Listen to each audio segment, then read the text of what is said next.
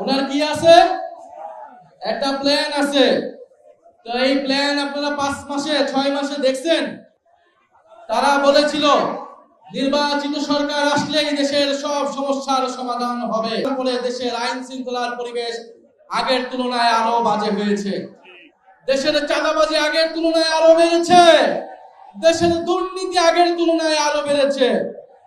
এখন তো মন্ত্রীদের ছেলেরাও নাকি দুর্নীতি করছে বিভিন্ন মন্ত্রণালয় থেকে। বাপের দোয়া মায়ের দোয়া কমিটি হচ্ছে, লুটপাট হচ্ছে, দুর্নীতি হচ্ছে। ফলে এই সরকার সংশোধন কমিটির নামে জনগণের সাথে বিশ্বাসঘাতকতা করছে, প্রতারণা করেছে।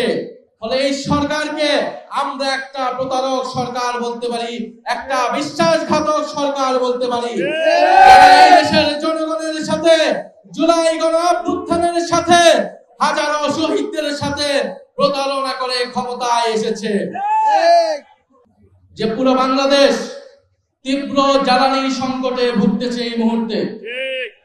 এবং আমরা বলেছি সরকারের অপরিকল্পনা, সরকারের নজিরবিহীন লুটপাট, দুর্নীতি এর জন্য দায়ী। তারেক রহমান বর্তমান সরকার প্রধান, উনি যখন দেশে এসেছিলেন, প্রথম দেশে এসে কি বলেছিলেন আপনাদের মনে আছে? উনি এসে বলেছিলেন যে আই হ্যাভ এ প্ল্যান। ওনার কি আছে? একটা প্ল্যান আছে। তো এই প্ল্যান আপনারা 5 মাসে 6 মাসে দেখছেন। পুরো বাংলাদেশ কিন্তু তারেক রহমানের প্ল্যান দেখে ফেলেছে। তারা বলেছিল নির্বাচিত সরকার আসলেই দেশের সব সমস্যার সমাধান হবে। রাজনৈতিক সরকার আসলেই দেশের আইন শৃঙ্খলা ঠিক হয়ে যাবে, দেশের অর্থনীতি ঠিক হয়ে যাবে। কিন্তু আমরা দেখলাম নির্বাচিত সরকার আসার পরে দেশের আইন শৃঙ্খলার পরিবেশ আগের তুলনায় আরো বাজে হয়েছে। দেশের চাঁদাবাজি আগের তুলনায় আরো বেড়েছে। দেশের দুর্নীতি আগের তুলনায় আরো বেড়েছে। এখন তো মন্ত্রীদের ছেলেরাও নাকি দুর্নীতি করছে বিভিন্ন মন্ত্রণালয় থেকে। বাপের দোয়া মায়ের দোয়া কমিটি হচ্ছে, লুটপাট হচ্ছে, দুর্নীতি হচ্ছে। ফলে এই সরকার অব্যবস্থাপনা এবং অপরিকল্পনার কারণে আজকে তেলের দাম, গ্যাসের দাম, চালের দাম, সবজির দাম সবকিছু বৃদ্ধি পাচ্ছে। কিন্তু সরকারের মন্ত্রীদের মুখের কথা শুনলে মনে হবে বাংলাদেশ বেহেশত হয়ে গিয়েছে, দেশে কোনো সমস্যা নাই। ফলে এই যখন দেশের পরিস্থিতি, তারা তাদের পেজ থেকে নিত্য প্রয়োজনীয় দ্রব্যমূল্যের একটা চার্ট দিয়েছে, দেখেছেন আপনারা? আমরা জানতে চাই এটা কোন বাজারের চার্ট। আমরা সেই বাজার থেকে বাজার করতে চাই। সবজির দাম কি বাড়ছে, কমছে না বাড়ছে? ব্রয়লার মুরগির দাম কি কমছে না বাড়ছে? সবকিছুর দাম ঊর্ধ্বমুখী। অথচ বাজেট সেশনে তারা কি বলছিল যে এই বাজেট হওয়ার পরে কোনো কিছুর দাম নাকি বাড়ে নাই, কোনো কিছুর দাম নাকি বাড়বে না। এইরকম একের পর এক মিথ্যা কথা তারা বলে যাচ্ছে। সবচেয়ে বড় মিথ্যা কথাটা কি বলেছিল? নির্বাচনের সময় বলেছিল গণভোটে আপনারা হ্যাঁ ভোট দিন, জুলাই সনদ আপনারা বাস্তবায়ন করুন। কিন্তু সবাই মিলে যখন গণভোটে আমরা হ্যাঁ ভোট দিলাম, 70% মানুষ গণভোটে হ্যাঁ ভোট দিয়েছে। তারপরে তারা ক্ষমতায় গিয়ে সেই গণভোটে হ্যাঁ তারা বাস্তবায়ন করলো না। তারা সংবিধান সংশোধন কমিটির নামে জনগণের সাথে বিশ্বাসঘাতকতা করছে, প্রতারণা করেছে। ফলে এই সরকারকে আমরা একটা প্রতারক সরকার বলতে পারি, একটা বিশ্বাসঘাতক সরকার বলতে পারি। এই দেশের জনগণের সাথে জুলাই গণ অভ্যুত্থানের সাথে হাজারো শহীদদের সাথে প্রতারণা করে ক্ষমতায় এসেছে। প্রিয় মহানগরবাসী, আমরা জানি আপনাদের খুব কষ্ট হচ্ছে। বাংলাদেশের ইতিহাসের লোডশেডিং এর ইতিহাসের রেকর্ড ভেঙেছে এই সরকার মাত্র 5 মাসে। আমরা 2001 থেকে 6 এর ঘটনা জানি। লোডশেডিং কিভাবে হয়েছিল, কিভাবে খাম্বা ছিল কিন্তু বিদ্যুৎ ছিল না। আমরা একই রকম দেশ আবারও দেখতে পাচ্ছি। দেশে বিদ্যুৎ নাই, গ্যাস নাই, জ্বালানি নাই। গ্যাসের দাম বাড়ানো হয়েছে, তেলের দাম বাড়ানো হয়েছে, ভুতুরে বিল আসছে, বিদ্যুৎ একদিকে নাই, অন্যদিকে ভুতুরে বিল আসছে সকলের বাসায়। এই হচ্ছে দেশের পরিস্থিতি। তখন আমরা দেখতে পাচ্ছি যে তেলকে বেসরকারীকরণ করা হচ্ছে। একটা বেসরকারি কোম্পানির হাতে দেশের তেলের নিয়ন্ত্রণ, বাজারজাত, আমদানি সবকিছু তড়িঘড়ি করে তুলে দেওয়া হচ্ছে, পায়তারা করা হচ্ছে। ফলে এই সরকার জনগণের সরকার না, এই সরকার হচ্ছে বড় বড় দুর্নীতি মাফিয়া ব্যবসায়ীদের সরকারে পরিণত হয়েছে। যাদের টাকা নিয়ে তারা নির্বাচন করেছিল, এখন তাদের হাতে দেশের সম্পদকে তুলে দিচ্ছে। ফলে বিএনপির সরকার আমরা দেখেছি যে যারা ব্যাংক লোপাটকারী তাদেরকে সুযোগ করে দিয়েছে, যারা ঋণ খেলাপি তাদেরকে সংসদে দিয়েছে, মন্ত্রণালয় দিয়েছে, যারা তাদের নির্বাচনে হেরে গিয়েছে তাদেরকে সিটি কর্পোরেশনে প্রশাসক বানিয়েছে। রাষ্ট্রের টাকা খরচ করে তারা নিজেদের নির্বাচনী প্রচারণা করছে। দেশের সকল প্রতিষ্ঠানকে তারা দলীয়করণ করছে।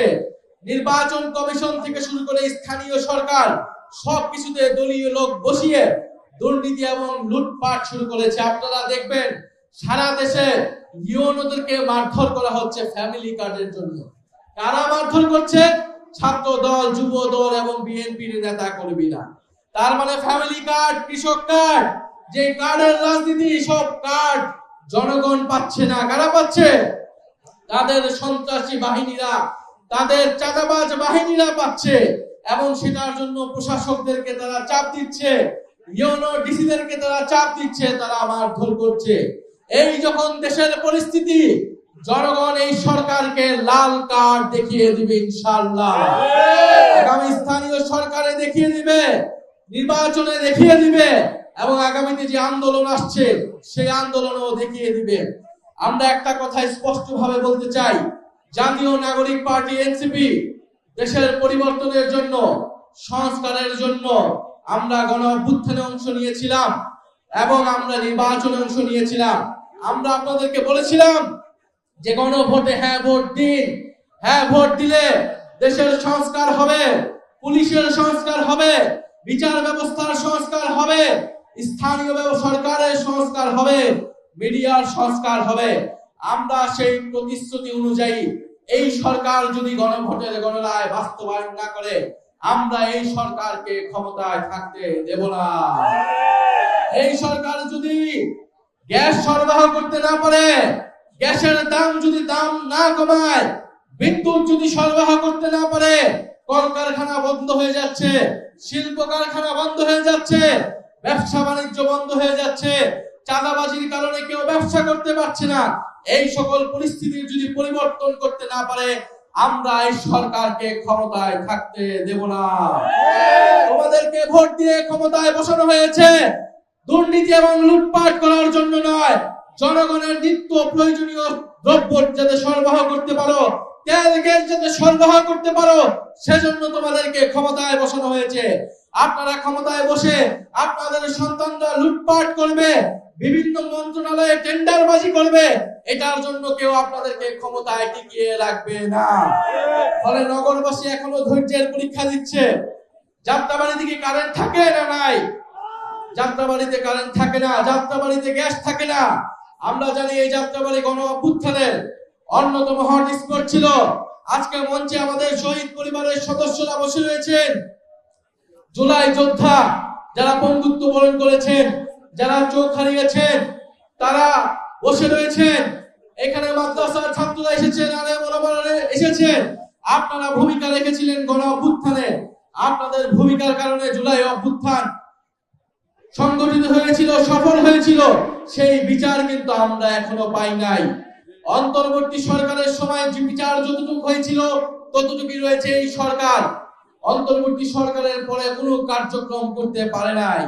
প্রিয় বন্ধুগণ, এখানে শহীদ পরিবার আছে কিসের জন্য? বিচারের জন্য। আমরা সংস্কার চাই এবং আমরা বিচারও চাই। সংস্কার এবং বিচার ছাড়া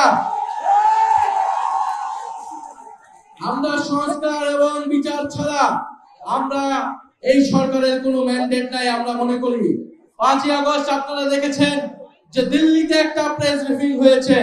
পুলিশ শেখ হাসিনা সরকার একটা প্রেস ব্রিফিং করে বাংলাদেশের সার্বভৌমত্বের বিরুদ্ধে দিল্লি অবস্থান নিয়েছে, কিন্তু আমরা দেখতে পেলাম তারেক রহমানের সরকার এর কোনো জবাবদিহিতা নিশ্চিত করতে পারে নাই।